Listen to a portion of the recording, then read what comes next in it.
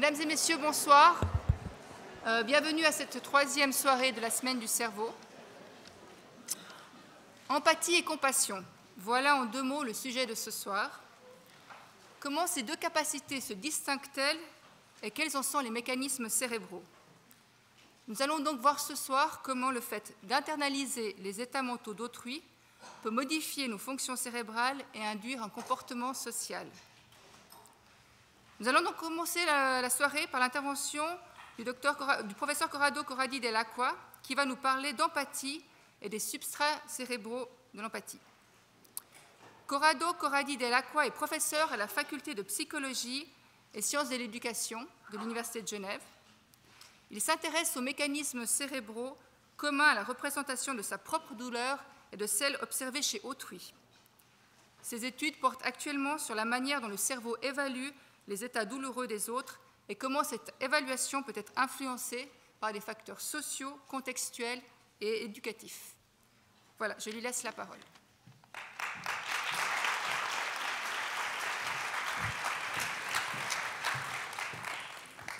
Merci. Merci de me donner la possibilité de présenter mes recherches ici et je m'excuse à l'avance de la qualité de mon français. Je vais vous parler des mécanismes neuronaux à la base de l'évaluation de la douleur chez l'autrui et le rôle joué de ces mécanismes dans la vie réelle, en particulier dans les contextes hospitaliers où un diagnostic de la douleur et une prise en charge de la douleur efficiente sont très importants. Reconnaître la douleur chez l'autrui, ce n'est pas facile. En particulier parce qu'il n'y a pas aujourd'hui un moyen établi pour quantifier en façon objective la douleur chez l'autrui. Si je suis à l'hôpital, il n'y a pas un test médical pour dire combien une autre personne ressent de la douleur. La façon qu'on utilise plus souvent pour comprendre combien de douleur une autre personne y ressent, c'est lui demander combien de douleur tu as. Et alors avoir un jugement subjectif. On peut aussi évaluer la douleur chez l'autrui sur la base des informations indirectes. Le comportement de la personne peut-être, s'il fait une expression faciale de souffrance, s'il crie, si elle est d'un mauvais état général, ou s'il peut-être il y a des aspects contextuels cohérents, peut-être si son doigt sont dans un tiroir. La recherche en neurosciences, il a cherché de découvrir les substrats neuronaux à la base de la reconnaissance de la douleur chez l'autrui et a utilisé la technique de l'IRM. Tout le monde connaît l'IRM comme une moyenne de prendre des images structurelles de notre partie du corps, peut-être une image structurelle d'un cerveau, mais l'IRM, il peut aussi donner des images qu'on appelle fonctionnelles, c'est-à-dire des images qui montrent la quantité d'oxygène utilisée par une spécifique partie du cerveau. L'idée à la base, c'est que s'il y a une partie du cerveau qui utilise beaucoup d'oxygène, alors les neurones limitrophes travaillent beaucoup. Avec des recherches, on a essayé de trouver les réseaux neuronaux qui utilisent plus d'oxygène quand on voit des images qui montrent qu'une personne y ressent de la douleur, comme dans cet exemple ici, par rapport à des images de contrôle. Des images de mains, peut-être, dans une situation banale, pas douloureuse. Les réseaux qu'on trouve souvent dans différentes études, c'est les réseaux cérébraux qui sont ici marqués en vert. Ça, je l'ai trouvé dans mes recherches, c'était trouvé dans des autres laboratoires ici. Et c'est un réseau très hétérogène. Il y a le cortex occipital, les régions pariétales, les régions supramarginales, et en particulier l'insula antérieure et moyenne, et les cingulates moyennes. Comment on peut interpréter ces résultats? Qu'est-ce que nous disent les faits d'y avoir un réseau très hétérogène responsable pour voir la douleur chez l'autrui? Pour le comprendre, on peut montrer des études qui montrent qu'en partie de ce réseau, il est actif pas seulement quand on voit la douleur chez l'autrui, mais quand on la ressent sur nous-mêmes. Peut-être quand un plaque chaud, il brûle notre main. Qu'est-ce qu'on voit ici? C'est un réseau rouge qui montre toutes les régions qui sont sensibles quand je ressens la douleur sur moi-même. Et en partie de ce réseau rouge, c'est intersectionné avec les réseaux verts que j'ai montrés tout à l'heure. C'est-à-dire, il y a une partie du cerveau qui gère la douleur mienne et la douleur chez l'autrui comme la même chose. Et ça, on l'appelle les réseaux de la douleur partagés, étaient utilisés comme indicateur neural de l'empathie. Pourquoi de l'empathie? Parce que si on imagine que l'empathie, c'est ressentir les émotions chez l'autrui, les états de l'autrui sur nous-mêmes, le fait que le cerveau il gère la douleur chez l'autrui comme les propres, c'est un indice de cette réponse empathique.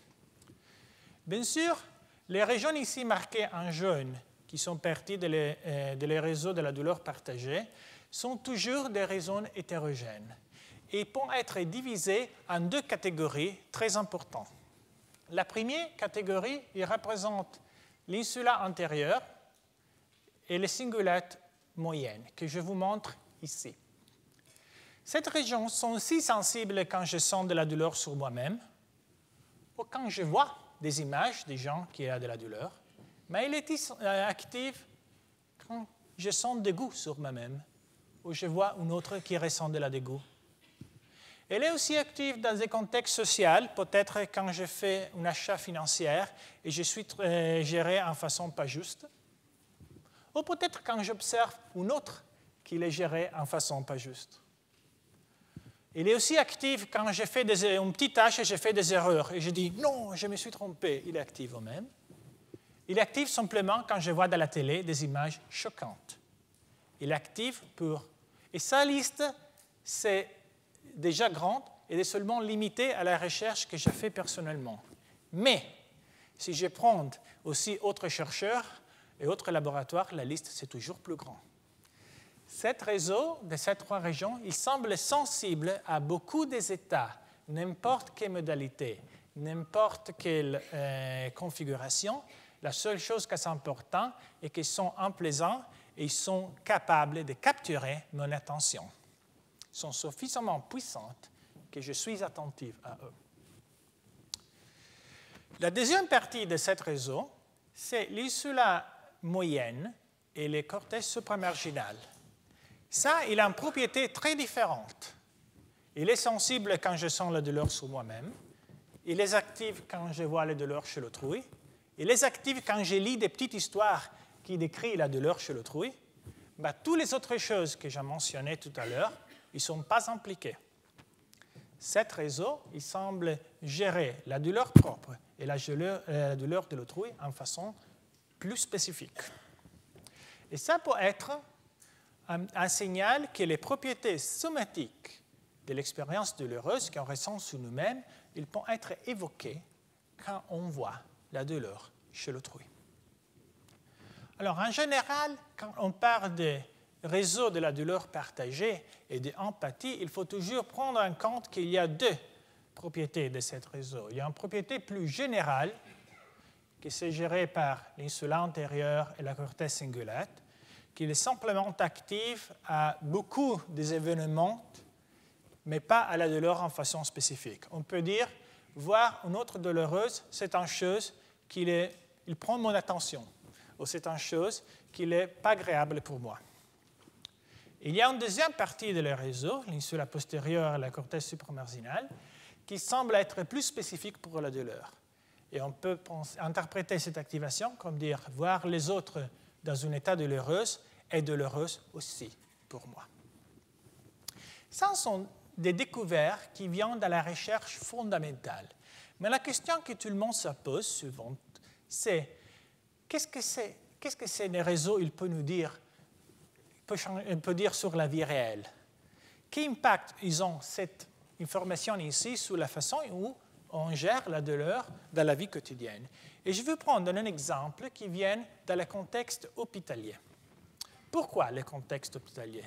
Beaucoup de monde, j'imagine quelqu'un de vous aussi, il était à l'hôpital avec un état douloureux et il a cherché de communiquer cette douleur à les personnels soignants.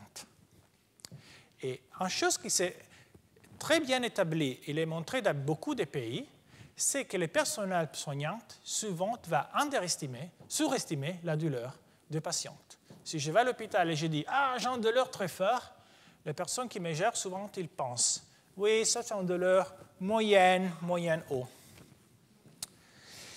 Et ça, c'est montré dans différents pays.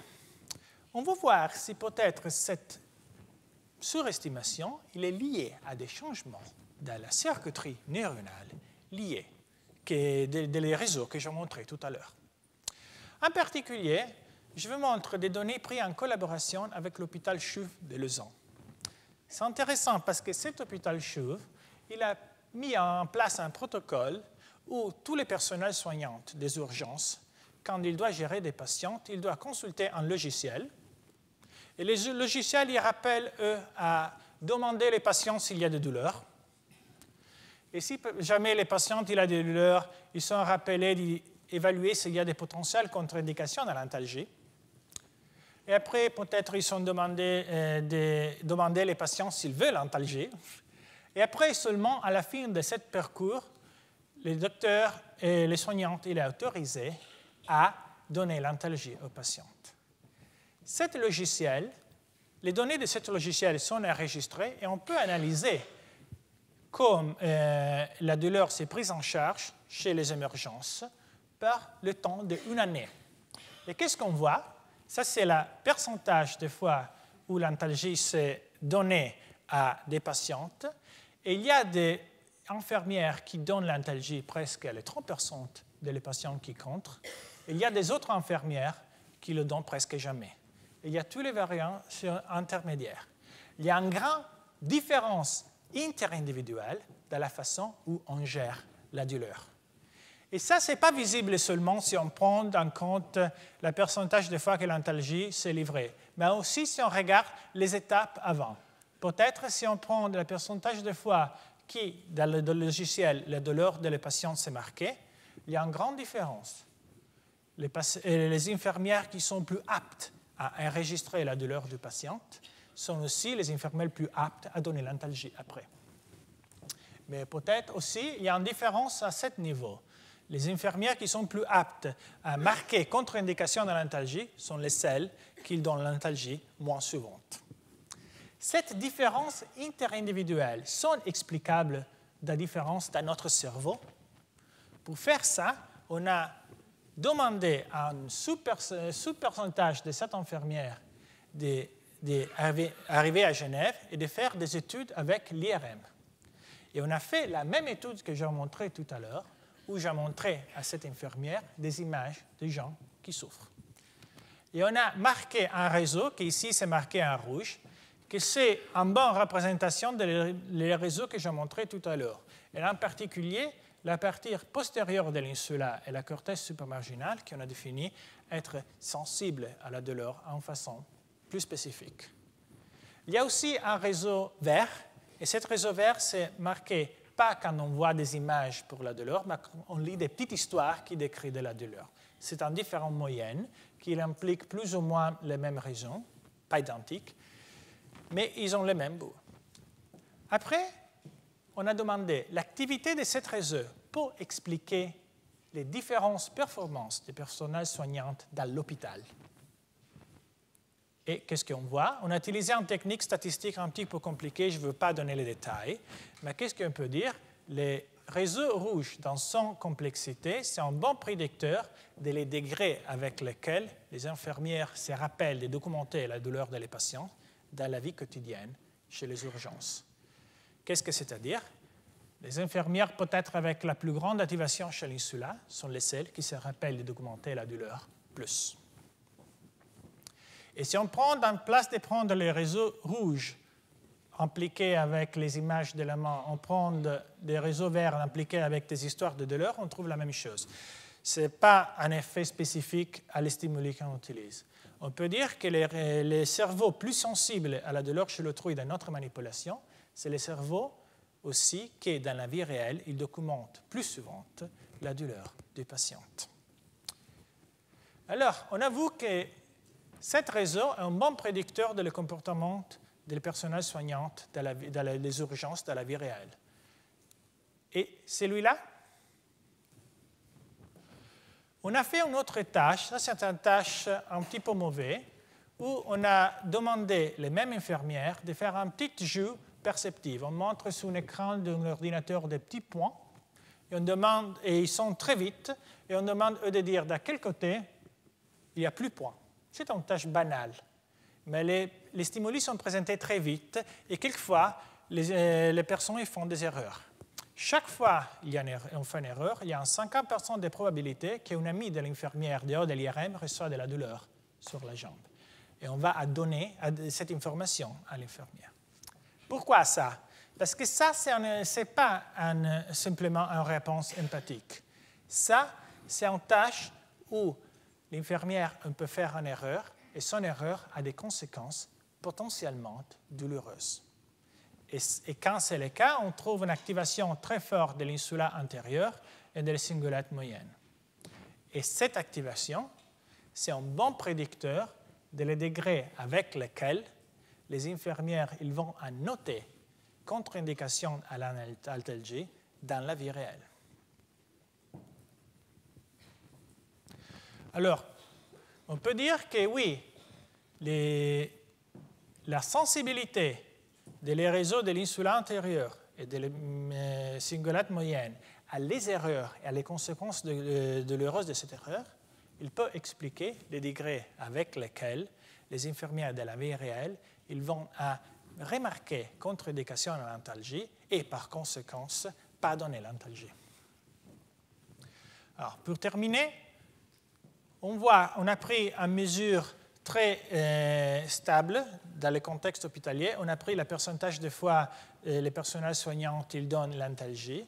Et on a pris aussi le pourcentage de fois la douleur des patients s'est remarqué et le pourcentage de fois les contre-indications de l'antalgie sont remarquées. Et on a vu que différentes parties des réseaux neuronaux sensibles à la douleur chez l'autrui, ils peuvent expliquer le comportement des personnels soignants dans l'hôpital.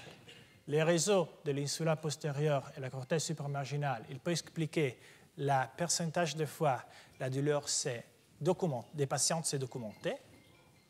Et l'activité de ces réseaux ici, il peut documenter le pourcentage de fois l'antalgie ne s'est pas donnée à cause des potentielles contre-indications.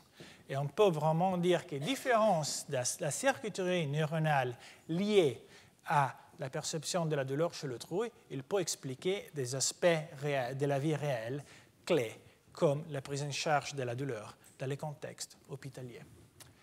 Et pour terminer, je veux remercier toutes les collaborations qui sont mis possible ce résultat, qui vient dans le CHUV de Lausanne, qui m'a permis de tester les infirmières, à l'Université de Genève et le Max Planck à Leipzig, avec lesquels j'ai fait les premières études. En particulier, je veux remercier vous pour votre attention.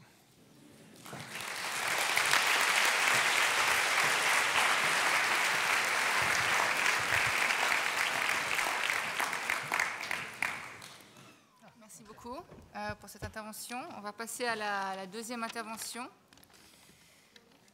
Donc ce sera Olga Klimecki qui va nous parler de compassion et de la manière dont on peut entraîner cette compassion et comment, à travers cet entraînement, on peut aussi changer nos émotions et nos comportements sociaux. Donc, Olga Klimecki est une chercheuse en neurosciences et psychologie à l'Université de Genève, au Centre interfacultaire en sciences affectives. Elle travaille sur le rôle des émotions dans la résolution de conflits et sur les effets de la méditation sur le bien-être des personnes âgées. Et je lui laisse la parole maintenant. Merci beaucoup.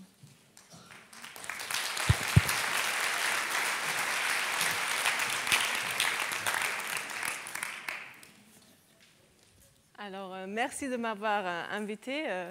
Merci à vous tous d'être ici. Comme vous entendez, je ne suis pas française non plus, donc excusez toutes mes petites fautes. Voilà, je vais vous parler aujourd'hui de l'entraînement de la compassion et des comportements prosociaux et de liens avec le cerveau, bien sûr, pendant la semaine du cerveau. Je vais tout d'abord vous présenter un peu ma motivation, qu'est-ce qui me motive à faire ces recherches. Ensuite, je vais vous inviter à faire une petite expérience pratique ici dans cette salle Je vais vous présenter ensuite un peu de théorie, ensuite les données, et à la fin, on fera peut-être un tout petit exercice de compassion pour vous donner un goût de à quoi ça ressemble la compassion. Voilà. Donc, la motivation. Moi, au début de mon doctorat que j'ai fait avec Tania Singer, qui collabore aussi avec Corrado, je me suis demandé comment est-ce qu'on arrive à entraîner les émotions qui sont un peu plus adaptives. Et un exemple pour un entraînement comme ça, c'est entraîner l'émotion de la compassion. Et comment est-ce qu'on peut faire ça? Il y a plusieurs moyens. Et moi, je me suis décidée de faire avec la méditation. Donc ça, c'est quelque chose qui a été recherché depuis plusieurs années. Ça a commencé dans les années 70. Et je me suis dit, OK, je me lance dans la méditation. J'ai expérimenté moi-même aussi avec la méditation. J'ai beaucoup découvert, aussi hors de la science. Mais ici, c'est la partie plus scientifique. Ensuite, l'autre question que je me suis posée, c'est quels sont les impacts d'une méditation sur la compassion sur le bien-être d'une personne, le comportement prosocial et aussi est-ce qu'on arrive à changer le fonctionnement neuronal? Parce que avant que j'ai mené mes études, ce n'est pas clair si on arrive à changer le fonctionnement du cerveau émotionnel. C'était chez les adultes, ce n'était pas clair. Donc voilà, ça c'est un peu la partie de motivation. Maintenant, je vous invite à faire une petite expérience avec moi. Donc je vais diviser la salle, c'est un peu difficile, j'aimerais bien la diviser en deux, mais vu qu'il y a 3 parties, je vais la diviser en deux, mais en faisant... on fait le tri ici, et vous tous, vous fermez les yeux. Toute cette partie ferme les yeux, et ne trichez pas, hein? Bien fermé, et l'autre partie continue à regarder. Donc, vous avez une consigne que vous allez lire, et je vous demande à suivre la consigne. Donc, ça c'est la consigne, hein? Voilà. Et maintenant, l'autre partie de la salle peut ouvrir les yeux et vous vous regardez. Donc la partie de la salle qui avait les yeux fermés, regarde la partie de la salle qui avait... Bon voilà, ça marche toujours. Est-ce que vous avez remarqué quelque chose, les personnes qui ont eu les yeux fermés? Vous avez souri, il y avait même des rires que j'ai pu entendre, des comportements. Hein? C'est quand même, pour moi, c'est fascinant à quel point les êtres humains sont liés avec leurs émotions. Donc ça, c'est ce que Corrado a présenté, c'est de l'empathie. Hein? Partager les émotions d'une autre personne. Et ça peut se faire pour les émotions positives, comme maintenant ici, mais ça peut se faire aussi pour les émotions négatives. Mais si c'est le cas pour les émotions positives, et si j'aurais pu mesurer votre activité cérébrale à l'aide d'une machine IRM où on met les gens, ils sont allongés comme ça, ils ont la consigne de ne pas trop bouger, et on regarde leur activité cérébrale. Donc si j'aurais pu mesurer votre activité cérébrale, j'aurais probablement vu une augmentation dans un réseau qui ici est montré en rouge, et c'est un réseau qui est lié aux émotions positives. Donc imaginez que ça, sur l'image, c'est le cerveau, une fois coupé ici, et une fois de l'extérieur, les yeux sont plus ou moins ici. Et la partie en rouge, c'est la partie qui est activée lors qu'on a les émotions positives. Donc si on voit par exemple un bébé sourire, ou si nous avons un autre stimulus qui nous est très agréable, donc si nous mangeons quelque chose de bien, ou si nous gagnons de l'argent, ou si on a une interaction vraiment positive avec d'autres personnes. Donc ça aurait été la partie que j'aurais vue si j'aurais pu mesurer votre activité cérébrale il y a 2-3 minutes. Hein. Donc maintenant, je passe à la prochaine partie, un tout petit peu de théorie. Donc, comprendre l'autre, Corrado l'a déjà dit, il y a l'empathie. Donc, la capacité de partager les émotions d'une autre personne, et ça c'est pour toutes les émotions. Donc je peux partager les émotions positives, mais je peux également partager les émotions négatives. Donc la douleur des autres. De l'autre côté, il y a aussi la capacité de comprendre les pensées, les intentions, des autres personnes. Donc ça, c'est sur un niveau plutôt cognitif. Pendant que l'empathie, elle est plutôt émotionnelle, la prise de perspective, elle est plutôt cognitive. Mais les deux nous aident à comprendre la personne avec laquelle nous interagissons. Donc, si il s'agit de la douleur des autres personnes, donc il se peut que c'est une personne qui est en douleur, qui est arrivée à l'hôpital, mais il se peut aussi que c'est juste une amie à nous qui souffre parce qu'elle a un cœur brisé, elle s'est disputée avec son copain, ou il se peut que nous avons un travail vraiment très stressant, que nous sommes vraiment là au bout de nos forces, qu'on est en train de vivre un burn-out. Donc ça, c'est aussi la souffrance, ou si on se promène dans la rue au quotidien et on voit les sans-abri. Donc ça, c'est aussi une forme de douleur partagée. Donc on a ça presque tous les jours, qu'on a des douleurs partagées. Et la question, c'est comment est-ce qu'on se relie à l'autre personne. Donc si on ne se referme pas, si on ne se dit pas, voilà, ça n'a rien à voir avec moi, je ne m'engage pas dans ces émotions-là, mais si on ressent de l'empathie pour autrui, donc si on partage les émotions de l'autre personne, il y a deux voies. Donc une voie, c'est la détresse empathique. Donc dans la détresse empathique, je ressens moi-même des émotions négatives. J'aimerais bien me sortir de la situation pour me protéger de ces émotions négatives. Et c'est vraiment quelque chose de très personnel. Donc moi, je vis la douleur de l'autre personne comme si c'était ma propre douleur. De l'autre côté, il y a la compassion. Et je sais que la définition française traditionnelle est un peu différente de la définition que moi j'utilise ici. Mais la compassion, c'est plutôt une approche chez nous, qui est définie comme une émotion plutôt positive pour l'autre, qui est accompagnée par la motivation à apporter de l'aide, par la motivation d'aider cette personne. Donc maintenant, je passe à la partie recherche. Donc on a vu un peu les définitions. Et maintenant, je vais vous montrer ce qu'on a fait en termes de recherche. Donc, je commence avec de l'agressivité, et c'est un projet qu'on a fait ici à Genève. Et on a invité les participants au laboratoire pour tester un peu l'impact de la colère sur l'agressivité. Donc, le participant, j'ai écrit tout ça très brièvement, le participant était confronté avec deux autres participants, une personne qui était sympa et une personne qui était méchante pendant l'expérience. Et la personne méchante, elle a provoqué la colère dans le participant en étant vraiment injuste dans un jeu économique et en insultant le participant. Donc ça, on n'aime pas trop, être insulté, être traité d'une manière injuste. Donc, les participants ont ressenti de la colère, bien sûr, on a espéré ça, et ils ont aussi montré un comportement plus agressif vers la personne injuste. Ça, c'est aussi quelque chose qu'on a expecté. Mais maintenant, je passe au lien entre l'empathie et le comportement, parce que là, on a vu quelque chose de très intéressant. Pas tous les participants ont réagi de la même façon. Il y avait des participants qui n'ont pas été méchants vers la personne injuste. Et effectivement, c'était les participants qui ont ressenti plus de compassion et qui ont eu plus de prise de perspective dans leur vie quotidienne. Donc la capacité de ressentir la compassion pour les autres et la capacité de prendre la perspective des autres, ça nous aide à être moins agressifs avec les personnes qui nous ont traités d'une façon injuste. Par contre, les personnes qui ont rapporté, qui ressentent beaucoup de détresse empathique dans leur vie quotidienne, ils étaient plus agressifs et même vers la personne qui était toujours sympa vers eux. Donc ça, c'est quelque chose d'assez intéressant, que ça a vraiment des conséquences dans le comportement.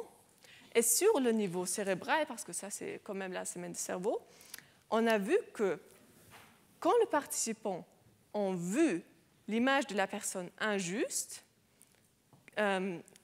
plus ils avaient de l'activité dans une zone cérébrale, donc là vous voyez un peu les yeux, donc la zone elle est plus ou moins ici, dans une zone cérébrale qui contrôle les émotions, plus ils montraient de comportements sympas avec cette personne injuste. Donc on pense que potentiellement le contrôle des émotions pendant la phase de provocation, ça nous aide à être plus sympa avec cette personne plus tard. Donc ensuite, si si la compassion, c'est vraiment, ça aide à être plus social, comment est-ce qu'on peut entraîner ces émotions? Et comme je vous ai déjà dit, j'ai utilisé de la méditation pour faire ça. Ça, c'était des recherches faites à Zurich et en Pays-Bas. Il y avait eu des différents entraînements, différentes études. Je vais faire un sommaire de tout ça. Donc, on a fait des études où on a entraîné un groupe de participants en compassion. On les a mesurés avant l'entraînement.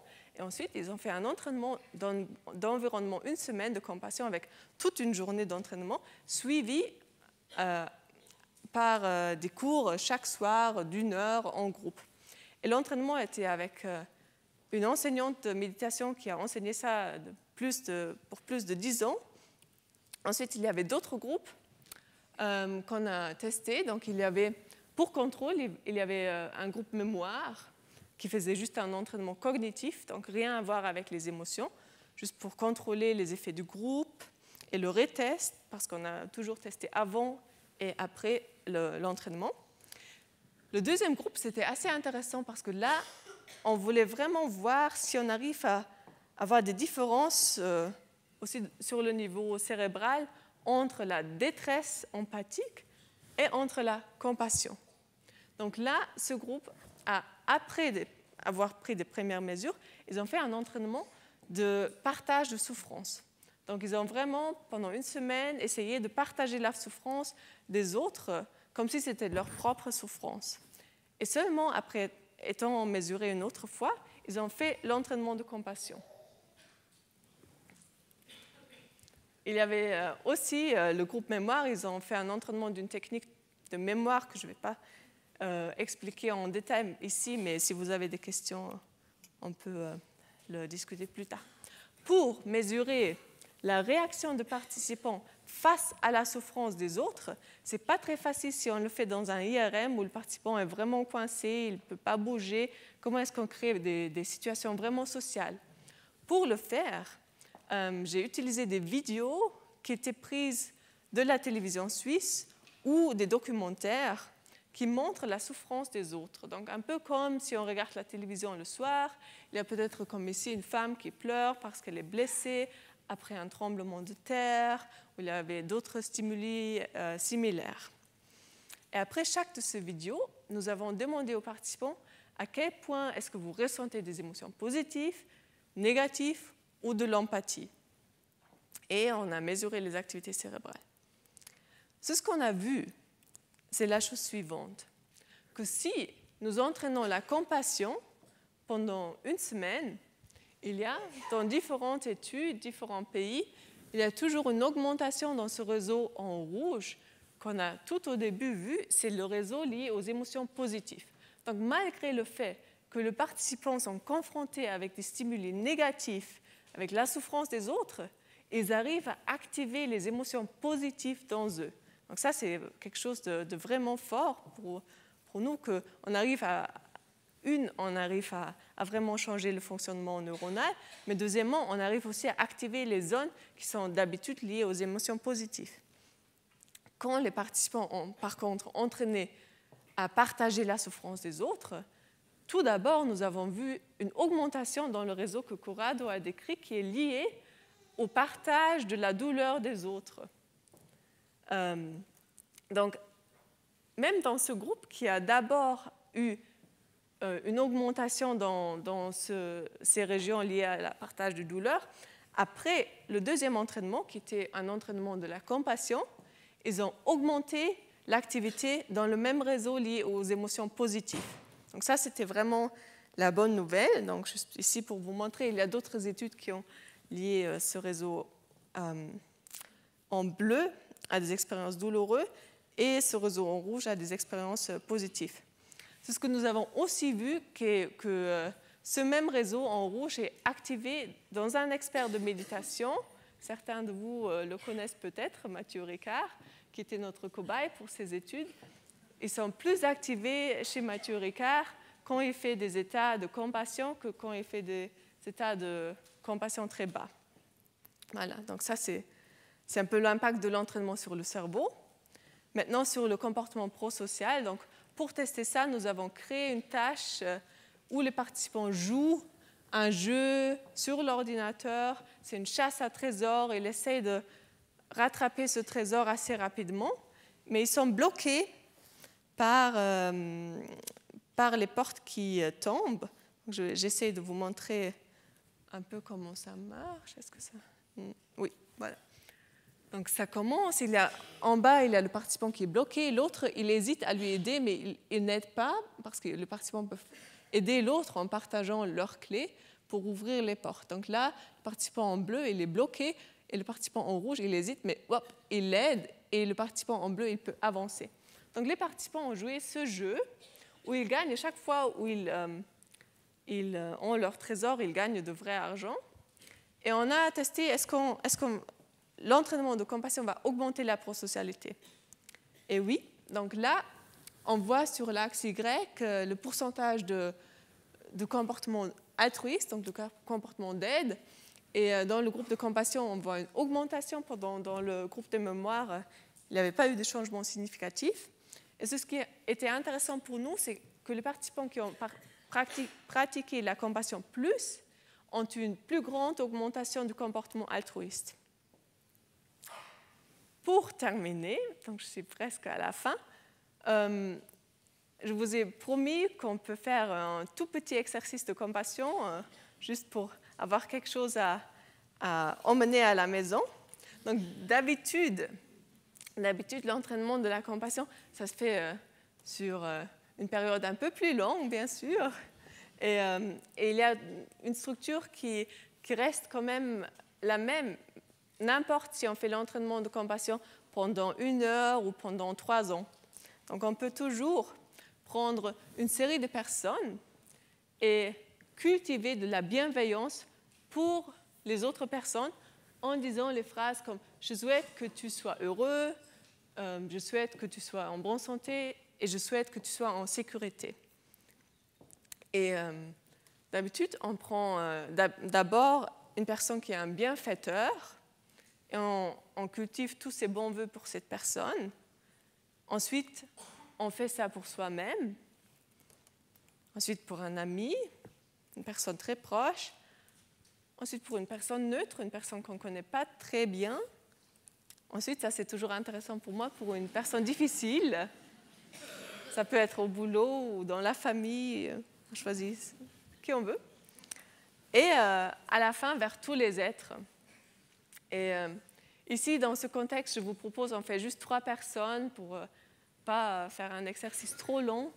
Donc, si vous avez envie, je vous invite à vous asseoir d'une manière assez confortable, de prendre une position qui vous est bien confortable, si possible assez droite.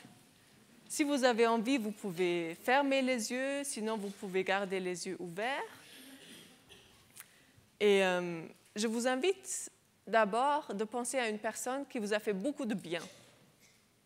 Moi, je prends d'habitude ma grand-mère qui m'a élevée quand j'étais toute petite, mais prendrez une personne qui vous a fait beaucoup de bien, une personne proche, et imaginez que cette personne, elle est là en face de vous.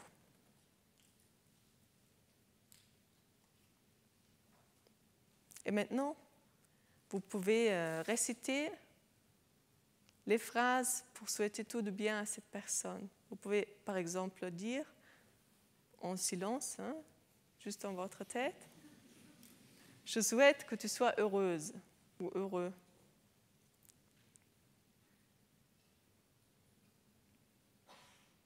Je souhaite que tu sois en bonne santé.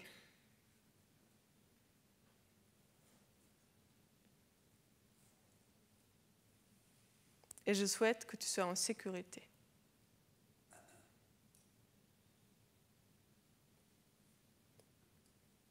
Et en prononçant ces phrases, nous pouvons aussi nous relier au ressenti que nous avons dans notre corps.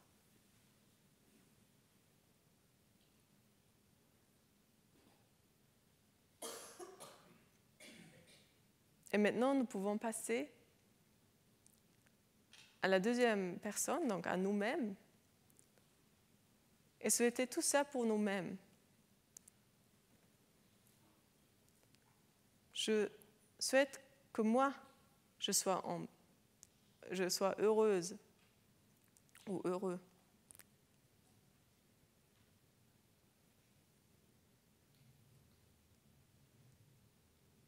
Et je souhaite que je sois en bonne santé.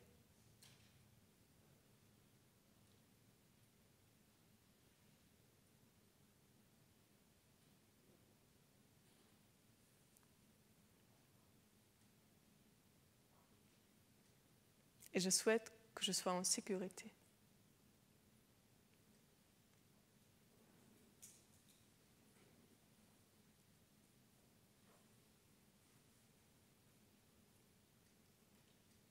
Et encore une fois, nous pouvons ressentir à quoi ça ressemble, le ressenti lié à ces bons vœux pour nous.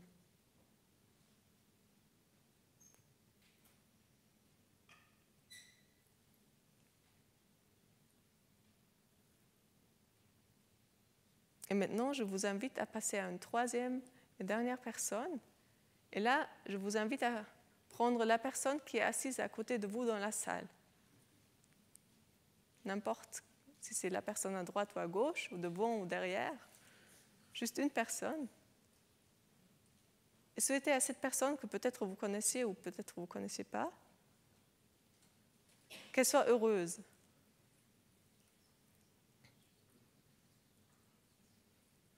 Et qu'elle soit en bonne santé.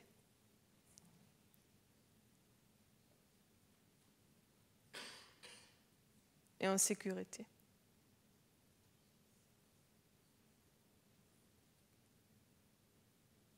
Et vous pouvez encore une fois vous relier à vos propres ressentis par rapport à ces vœux et à cette personne.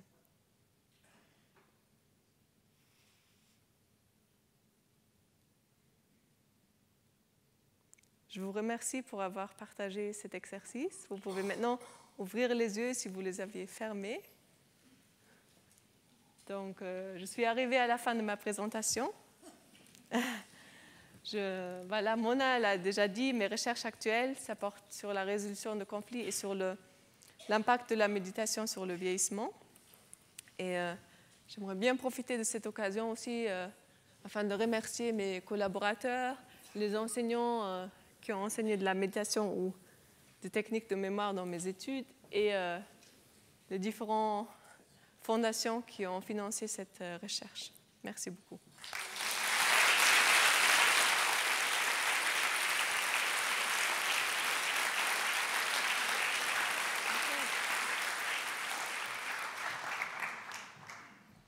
Merci beaucoup à Olga. Je propose à nos deux intervenants de venir et on va prendre maintenant des questions. Donc ceux qui veulent partir, on va peut-être attendre juste 2 minutes que les personnes qui veulent partir quittent la salle. Et puis on a 3 personnes qui ont des micros. Donc je vous prie d'attendre que les personnes arrivent avec les micros pour les questions.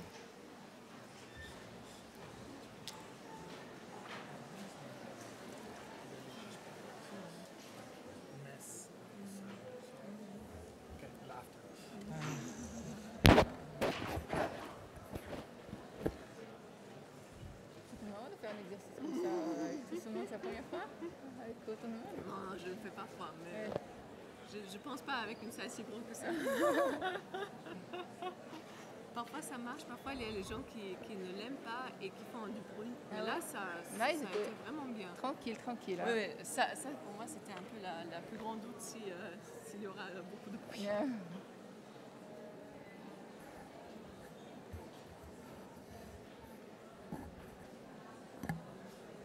Oui, c'est quelque chose de très concret pour les gens qui sont un peu moins cerveau.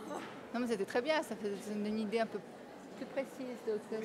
C'est comme ça que tu faites l'entraînement Exactement ça? Oui, exactement ça, juste pour plusieurs personnes. Il y a 5 phrases au lieu de 3 phrases, mais c'est exactement, on peut faire ça pendant un week-end, pendant 3 ans même.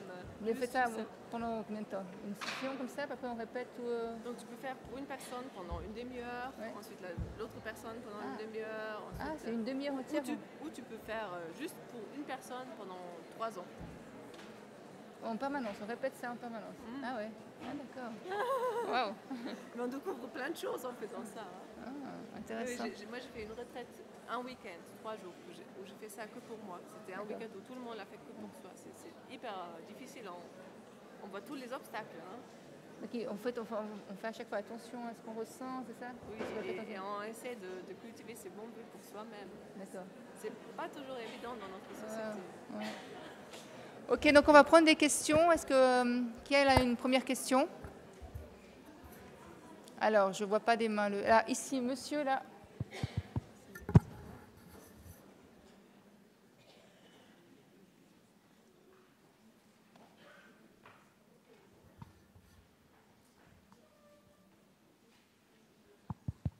Oui, c'est bon. Merci pour cette conférence très intéressante. Vous avez parlé d'expérience où vous mettiez les gens en présence de quelqu'un qui était hostile vis-à-vis d'eux. Moi, la question que je me pose, c'est dans quelle mesure, à partir du moment où la personne en question est informée qu'elle est là pour un test, pour une étude, elle peut vraiment, elle a des chances de prendre au sérieux l'agression en question. Donc, merci beaucoup. Merci beaucoup pour cette question. Je ne sais pas, est-ce que ça marche? Oui, ça marche. OK. Donc, nous avons vraiment fait beaucoup attention à faire un debriefing, on appelle ça en psychologie, donc à vraiment expliquer aux participants, voilà, c'était un comportement qui était prévu pour cette étude, ça n'a rien à voir avec l'autre participant. En effet, les autres participants, donc le participant méchant et sympa étaient des étudiants aussi, hein, donc ils ont juste joué ce rôle pour l'étude, mais on a toujours bien expliqué aux participants que c'était joué et, voilà, pour éviter une mauvaise impression. Oui, juste à côté.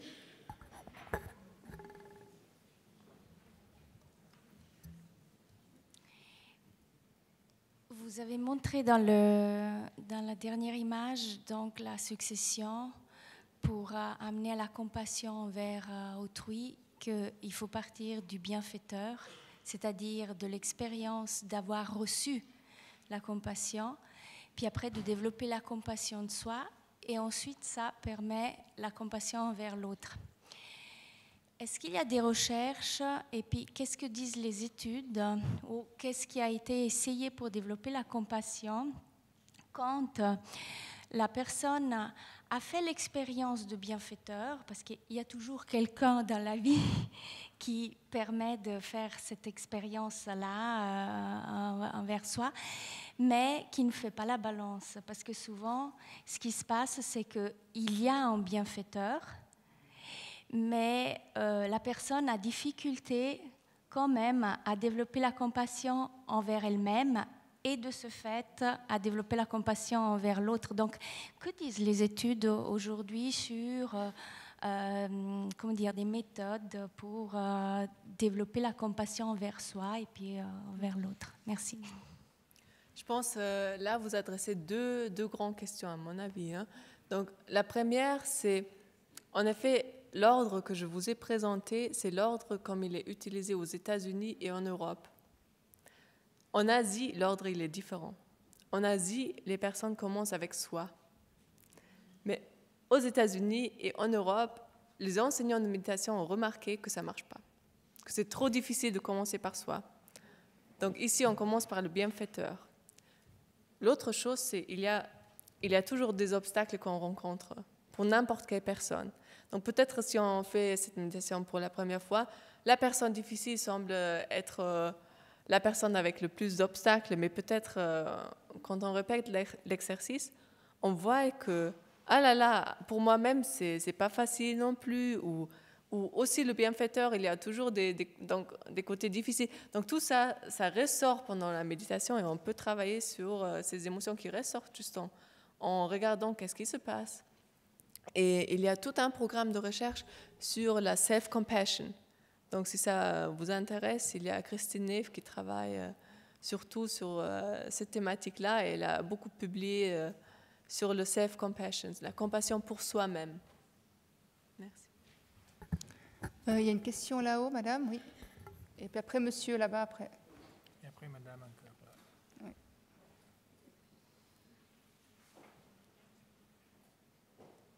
Ah, bon, bah, c'est monsieur. Mais madame était aussi là-bas. Oui, bon, ah, vous avez plus de questions? Ah, si. Alors, on va laisser Madame quand même poser sa question d'abord. Voilà. Oui, bonsoir, merci pour ces présentations. Alors, moi, j'avais une question par rapport au cerveau peut-être pathologique. On sait qu'il y a un tout petit pourcentage de gens qui soit naissent, soit ne développent pas justement l'empathie, en fait. Donc, des vrais psychopathes, on dit qu'il y a un tout petit pourcentage dans la population où vraiment ça va se révéler être des vrais psychopathes qui seront quelque part pas rattrapables, soit pour des questions de vraiment pendant la grossesse ou dans les premières semaines et premiers mois de la vie, qui fait que, je sais pas, les neurones miroirs ou quelque chose, enfin bon, ne s'embraye pas, quoi. Peut-être un lien abîmé avec la mère ou Dieu sait quoi, ou avec les parents. Et je me demandais si on a eu l'occasion d'observer des cerveaux justement de vrais psychopathes, ceux qui vont aller un jour franchement faire du mal, enfin, ou même durant toute leur vie, des fois en sourdine, mais font du mal volontairement et froidement aux autres, quoi. Les cerveaux de psychopathes, est-ce qu'on les a observés? Alors, il y a beaucoup d'études sur personnes pathologiques et psychopathes inclus, et il y a beaucoup d'études sur les traits psychopathes dans la population normative. Et les résultats sont en principe pas souvent cohérents. Il y a des études qui montrent une chose, il y a des études qui montrent une autre chose. L'idée plus suivante, c'est que, l'idée plus connue, c'est que les cerveaux psychopathes est très fort en qu'est-ce qu'Olga a appelé la théorie de l'esprit, c'est-à-dire la conscience d'être capable de comprendre qu'est-ce que les autres pensent, qu'est-ce que les autres ressentent, mais au niveau cognitif, mais il est plus faible pour les mécanismes d'empathie. Mais c'est vrai qu'ils sont des études très différentes avec les autres, et ça c'est toujours un problème avec la population qu'on choisit, parce que souvent on appelle avec les mêmes noms des traits qui sont très différents entre eux. Et alors, ça pose un problème. Mais ça, c'est plus ou moins l'idée plus générale. Mais les structures que tu as étudiées, est-ce qu'il y a eu des études sur les psychopathes qui ont montré? Oui, ils ont étudié les structures là, oui. Et ils ont vu moins d'activation ou comment ils ont... Oui, peut-être, selon de ce moi, je me rappelle de la littérature, c'est que les psychopathes ont tendance à avoir moins d'activité dans le cortex orbitofrontal, donc c'est la partie qui est derrière le front ici, hein. Et cette partie, elle est importante pour plein de choses. Donc, elle est activée dans des émotions positives, mais aussi dans la prise de décision, dans le contrôle des émotions. Et aussi, il y a une diminution dans la partie dorsolatérale, donc dans le contrôle des émotions. Mais il faut vraiment, comme Corrado le dit, il y a aussi différentes études qui montrent des choses différentes. Mais ça, ce sont un peu les lignes que moi, de mon mémoire, je me souviens. Ok, monsieur. D'accord, oui. En fait, je me suis demandé donc si donc l'empathie, il y a cette capacité à percevoir les émotions, les souffrances des autres, mais il me semble que les émotions, les souffrances que l'on perçoit des autres sont à partir de nos propres souffrances. C'est-à-dire que c'est jamais la souffrance de l'autre qu'on perçoit, mais c'est la sienne. Donc, si moi j'ai peu de souffrance, est-ce que je vais être empathique avec la souffrance des autres? Je pense là vous touchez à un sujet très important aussi. Je pense qu'Corrado probablement va en parler un peu plus, mais c'est très intéressant. Par exemple, si vous ne connaissez pas le vertige, c'est difficile à vous imaginer à quoi ça ressemble le vertige chez quelqu'un d'autre. Si vous ne connaissez pas la douleur, c'est difficile de vous imaginer la douleur chez d'autres personnes. Donc et ça va aussi dans l'autre sens. Donc, il y a même des personnes, d'habitude, si on voit la douleur des autres, on active les zones qui sont plutôt émotionnelles, qui représentent la douleur, mais pas physique, mais émotionnelle, si on voit une douleur physique. Mais il y a des gens qui activent vraiment la même zone cérébrale, comme si on les pique dans le même endroit. Et ça, ce sont les personnes qui sont hypersensibles. Donc, il y a tout un continuum. Et c'est vrai, qu'est-ce qu'Olga disait, mais il y a une très connue exception à ça. Parce que Danziger, au Paris, il a étudié des gens avec une sensitivité congénitale à la douleur. Gens qui sont nés sans la capacité de ressentir douleur physique. Et quand il montre à cette personne des images des gens qui souffrent, qu'il a de la douleur, presque, pas tout, mais un bon pourcentage des réseaux que j'ai montrés dans mon présentation, c'est toujours là. Et alors ça, il semble montrer qu'est-ce qu'on appelle les réseaux partagés de la douleur. C'est toujours là, même si je ne ressens pas de la douleur sur moi-même et je ne l'ai jamais ressenti dans mon vie. Et ça, c'était une étude qui était un petit peu choquante pour toute la littérature parce que tout le monde il a toujours pensé que pour interpréter la douleur des autres, je dois avoir ressenti la douleur sur moi-même. C'est vrai que si on regarde ces études en plus détail, on voit encore la dissociation que je veux parler tout à l'heure. La partie avec l'insula plus antérieure et cingulate, il est toujours là, mais la partie plus spécifique pour la douleur, c'est pas là. Alors ça, il semble être des définitions. Mais, au début, quand on a vu cette étude la première fois, on était choqués parce que vraiment, personnes qui n'ont jamais ressenti la douleur, ils ont une réaction cérébrale pas trop différentes les autres. Et ça, c'était une chose choquante. Alors, où est-ce qu'on a? Il y a un micro ici, et puis il n'y avait pas une dame qui n'était pas là, je ne sais plus. Non? Il y a alors, monsieur là-bas. Et puis la dame ici après. Ici. Donc, monsieur, allez-y. Oui, bonsoir. Merci de prendre ma question. Question indifféremment à l'un ou l'autre conférencier. Selon ma très modeste compréhension du cerveau, je crois savoir que l'empathie naît avec les mammifères déjà. Et ma question, c'est en fait de savoir si la compassion, c'est un trait typiquement humain. Est-ce qu'il y en a chez les animaux? Est-ce que c'est un trait appris et pas inné? Et est-ce que c'est par exemple lié à la capacité de torturer? Parce qu'évidemment, quand on comprend la douleur de l'autre, on peut aussi l'aider ou comprendre là où ça fait mal. Donc, je commence. Donc, je pense la compassion, selon la définition, puisque c'est lié vraiment à la motivation prosociale, c'est pas, je pense que ça s'exclut avec le but de torturer quelqu'un. Mais c'est vrai que le fait de vraiment comprendre l'autre, ça nous aide à savoir où sont les points faibles si on veut faire mal à cette personne. Oui, ça c'est clair. La question, c'est est-ce que les animaux sont doués de compassion? Est-ce que c'est un trait humain? Est-ce qu'il y a une différence entre l'empathie et la compassion de ce point de vue-là? Un qui serait plus acquis, l'autre qui serait plus inné? Pour les animaux, je pense qu'il y a un peu ce phénomène qui arrive dans plusieurs domaines de sciences. Il y a le phénomène de définition. Donc, il y a beaucoup de recherches qui montrent que chez les animaux, on appelle ça de l'empathie, mais qui cèdent l'un à l'autre et probablement à cause de l'empathie. Donc ça, il y a des recherches de Franz Steval qui montrent ça, ou du groupe de Mike Tomasello à Leipzig, qui montrent que les animaux ont quand même beaucoup de comportements prosocial et que probablement c'est à cause de l'empathie. Mais c'est difficile à vraiment demander à un singe à quel point est-ce que tu ressens exactement ce que l'autre singe ressent. Mais voilà, dans les limites. Non, c'était une réponse parfaite. Oui. J'ai rien d'ajouter. Madame? Bonjour. En fait, ma question, c'était comment l'effet de groupe peut directement influencer l'état émotionnel d'une personne, dans le sens où ce sentiment d'acceptation peut prendre le dessus sur la compassion, l'empathie d'un être. Ça voudrait dire en fait que l'émotion, au niveau de l'empathie, comme vous l'avez montré précédemment, peut passer au second plan lorsqu'il s'agit d'un effet de groupe. Pourtant, la base émotionnelle, la base de l'empathie même, est toujours la même au niveau neurologique, comme vous l'avez montré avec les deux différentes zones du cerveau qui peuvent être activées. Et pourtant, elle peut varier, voire même disparaître au profit de cette image. Je ne sais pas si vous avez compris. Je crois qu'on a loupé le tout début. En fait, c'était... Comment dire ?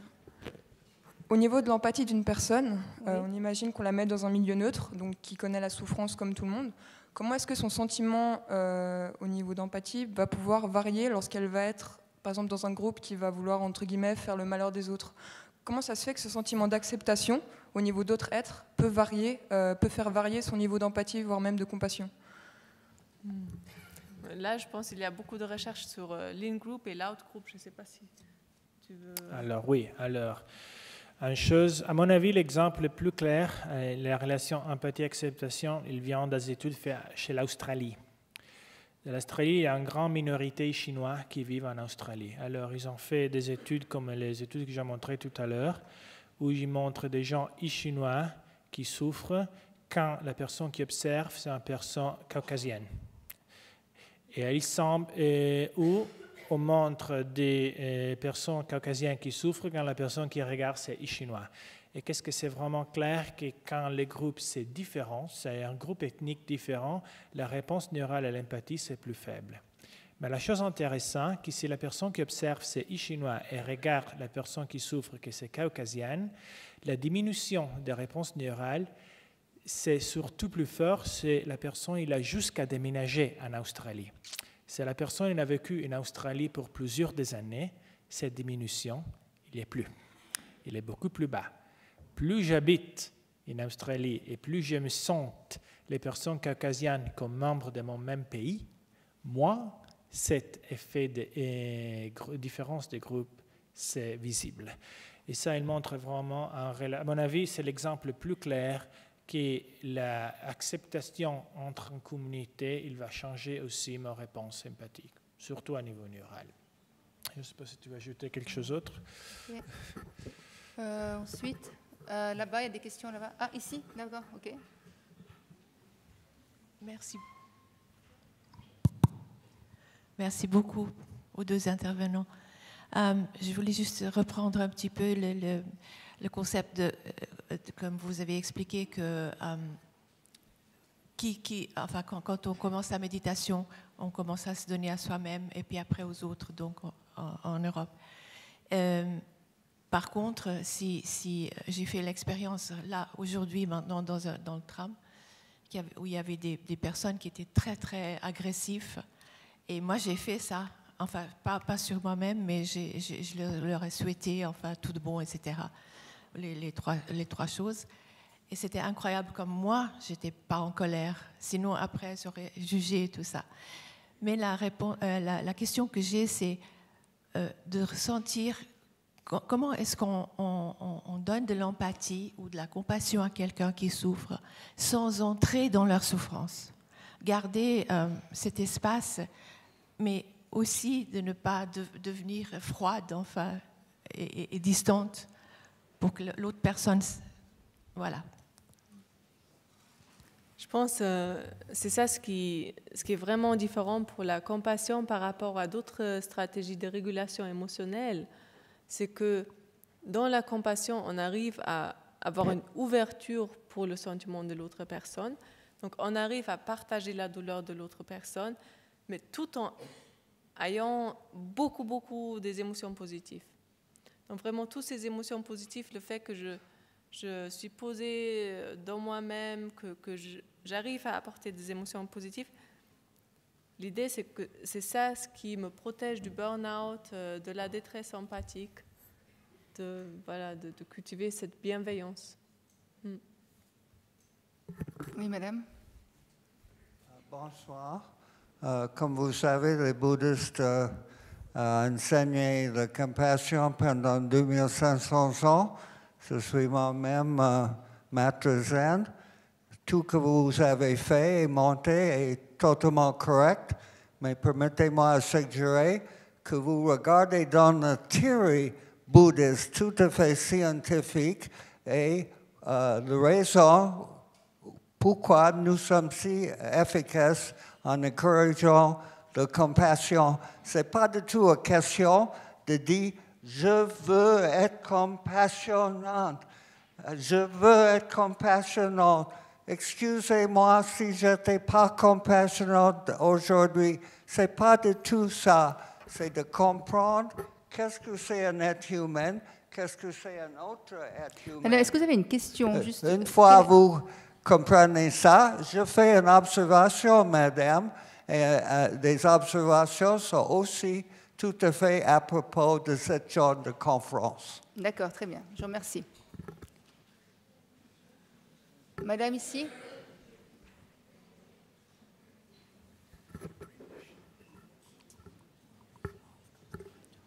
Oui, allez-y. Alors, ma question, c'est la suivante. Qu'est-ce que c'est la voix? Comment se fait cette activation? Qu'est-ce que c'est la voix? Oui, la voie d'activation entre une personne et l'autre. Est-ce qu'on a une idée de comment ça se fait? Comment ça se passe? Moi, je ne suis pas sûre d'avoir bien compris votre question. Est-ce que vous pouvez la reformuler? Comment est-ce que l'empathie se déclenche? Est-ce qu'on imagine que ce sont des ondes? Qu'est-ce qui se passe entre une personne et l'autre qui a cette activation? Est-ce que vous voulez dire comment est-ce que l'empathie se déclenche chez la personne? Oui, voilà, tout à fait. Comment est-ce qu'on déclenche l'empathie? La voie de conduction entre une personne et l'autre. Mais alors, à niveau expérimental, qu'est-ce qu'on fait pour induire une réponse empathique dans les études? On montre des images de personnes d'un particulier état. Images choquantes d'une main brûlée, images choquantes d'une expression faciale comme ça. Ça, pour le but expérimental qu'on utilise, c'est suffisant pour induire une réponse émotionnelle pour l'état de la personne qu'on voit. Si ces réponses sont en particulier empathiques, il y a un grand débat dans la littérature, c'est qu'est-ce que ces mesures, c'est vraiment empathie ou non. Mais ça, c'est l'idée qu'on utilise. C'est vrai que l'empathie, ce n'est pas une chose qui commence quand l'image arrive et s'arrête quand l'image s'est disparue.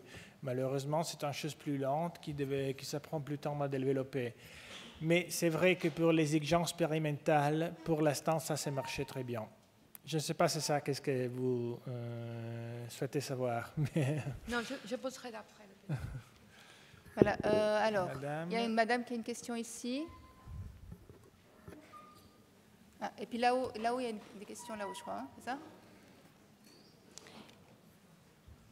J'aimerais savoir ce que vous pensez de cette suggestion pour répondre peut-être à la dame qui posait la question, mais comment faire la part entre l'empathie et la compassion, ou comment ne pas se laisser envahir ou prendre par l'émotion de l'autre.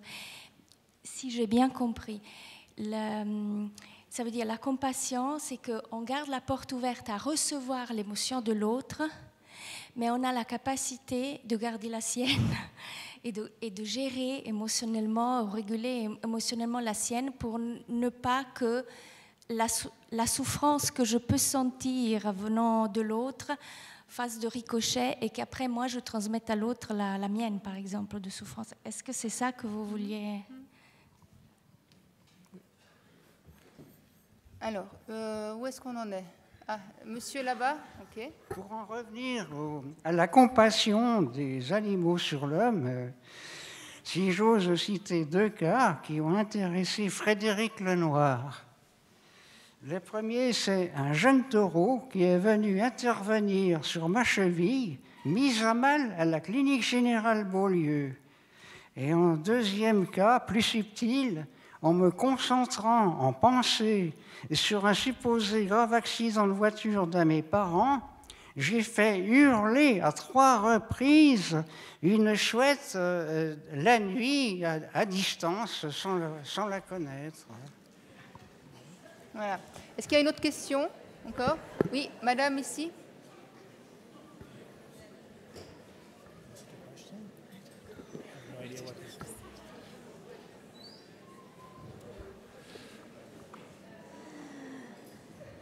Oui, bonsoir. Bonsoir. J'aimerais savoir quels sont le ou les neurotransmetteurs sollicités dans la compassion au niveau des nerfs et des synapses. Est-ce qu'on les connaît? Ça, on aimerait tous savoir, je pense. Je pense on a des théories qu'il se peut que, par exemple, l'oxytocine ou la vasopressine sont impliquées parce que ce sont des hormones ou des neurotransmetteurs qui sont vraiment importants dans le lien interpersonnel. Mais il manque encore des études sur cette thématique-là. Donc, je pense... ce que moi je sais, c'est encore une question ouverte. Non, alors c'est surtout une question ouverte, surtout parce que l'IRM, comme j'ai dit au début, il ne mesure pas directement l'activité neuronale, il mesure l'utilisation d'oxygène dans les vases limitrophes, les neurones. Alors, qu'est-ce qu'on voit? C'est une réponse très générale qui on cherche de lier à les neurones limitrophes, mais bien sûr, on n'est jamais sûr qu'est-ce qu'on on mesure en 100%. Pour le cas de l'empathie, il y a des évidences que le système opioïde il est très impliqué. Parce que si je donne des analtalgies à une personne, j'ai aussi pas seulement une réponse réduite dans mon douleur que je sens sur moi-même, mais j'ai une réponse réduite de la douleur que je vois chez l'autrui. Alors il semble que les mêmes réseaux qui sont impliqués dans le système opioïde, il est aussi impliqué dans la reconnaissance de la douleur chez l'autrui. Qu'est-ce qui est intéressant? Que si je donne l'antalgie placebo, c'est-à-dire si je donne rien et je dis à la personne qu'il a une très forte analgésique, il y a une suggestion qui me permet de ressentir la douleur moins sur moi-même, et me permettre aussi de détecter la douleur moins chez l'autrui. Et aussi, je prends des substances chimiques qui sont des antagonistes du système opioïde, cet effet s'est disparu. Alors c'est vraiment la seule évidence qu'on peut dire, qu'on connaît très bien, c'est l'implication du système opioïde dans l'empathie pour la douleur. Voilà. Madame, là. Okay. Alors, et après, on va prendre une dernière question. Madame, et ensuite une dernière question. D'accord ? J'aimerais savoir comment fonctionne le cerveau quand on a de la joie dans la douleur et qu'on arrive dans un certain niveau et qu'on aimerait continuer. Je crois que c'est les gens qui sont torturés qui ont aussi cette... Donc vous parlez de la joie dans la douleur. Par exemple, oui. Est-ce que par exemple un sportif et qu'on veut continuer. Qui souffre et puis par exemple avec l'acupuncture. L'acupuncture. Oui. Comment fonctionne le cerveau? Pour moi, il y a quand même l'acupuncture, c'est un peu différent que la joie de douleur. Je pense qu'il y a des études qui montrent que les gens qui font de l'acupuncture, ils ont moins d'empathie pour la douleur de la personne parce qu'ils sachent que ça va aider à la personne. Seulement quand ils voient la piqûre, pas quand ils voient les autres choses. Ah, mais on ferme les yeux. Oui, pour l'acupuncture seulement, oui. Mais c'est pas l'adrénaline qui monte? Je sais pas. Non, je pense que c'est plutôt la compréhension que voilà, ça va aider à cette personne. Par contre, il y a aussi des études... C'est une expérience propre. Je suis pas mal. Est-ce que vous avez quelque chose à dire sur la joie dans la douleur? Oui, donc là, il y a la joie malicieuse. Et ça, c'est quelque chose qu'on a remarqué chez les personnes qui étaient dans l'IRM et qui ont beaucoup de joie malicieuse pour une personne qui reçoit de la douleur qui n'est pas dans leur groupe. Donc peut-être un supporter de foot d'un autre groupe ou peut-être une personne qui était injuste vers... C'est dans son propre corps qu'on le ressent. Moi, j'ai eu cette expérience. Madame dit qu'en fait, quand on ressent de la joie, quand on ressent sa propre douleur. Ah. Ça. Passer la séance, j'ai dit non, n'enlevez pas les aiguilles. Est-ce que vous avez quelque chose à dire là-dessus, non? Ça, non. Alors, on va prendre une dernière question, voilà, Madame là-bas, et puis après, ça sera terminé. J'ai une question concernant les jeunes enfants. Je pense que vous les observez aussi. Est-ce qu'ils peuvent ressentir les deux, l'empathie et la compassion, et à partir de quel le plus jeune âge? À partir de quel âge on peut sentir l'empathie et la compassion? Je pense avec les très jeunes enfants, on ne parle pas trop de l'empathie parce que l'empathie présuppose quand même que je sais que c'est l'émotion de l'autre personne, mais avec les enfants, on parle plutôt de la contagion émotionnelle. Donc, par exemple, mon petit bébé, il a 5 mois, quand je commence à rire, lui, il commence à rire aussi. C'est la contagion émotionnelle. Donc, même les bébés sont capables de la contagion émotionnelle, mais on ne dirait pas qu'ils ressentent de l'empathie parce que l'empathie présuppose qu'il comprend vraiment, voilà, c'est ma maman qui a cette émotion-là, c'est pas moi, etc. Donc, ça, on pense que ça vient plus tard. Et on sait à partir de quel âge? Mais 4 ans, c'est sûr, mais il y a aussi de la variabilité. Hein. Beaucoup, ça dépend bien sûr des définitions. Le comptage émotionnel, comme a dit Olga, c'est une chose qu'on voit surtout les enfants, mais études comme les études qu'on a décrites tout à l'heure, c'est très difficile à faire avec des enfants petits. À niveau éthique, mettre un petit enfant dans l'IRM, si l'enfant sait bien, il n'y a pas raison médicale pour le faire, c'est très difficile à justifier. C'est pour ça que qu'est-ce qu'on fait. Ces études sont souvent faites avec des adultes ou des gens plus vieux de 18 ans parce qu'ils ont le choix et ils ont la liberté de le faire. Et empathie avec personnes plus jeunes, c'est toujours fait à niveau comportemental et à niveau avec des techniques moins invasives. Et oui, je pense 4 années, quelque chose comme ça. Ça arrive toujours avec la capacité intellectuelle de distinguer beaucoup de situations. C'est pour ça que c'est très difficile d'étudier choses quand on est plus jeune. C'est les tests et la besoin d'une capacité intellectuelle que les jeunes n'ont pas. Voilà. Alors, je remercie beaucoup encore nos 2 intervenants et je vous donne rendez-vous encore demain soir et vendredi. Merci.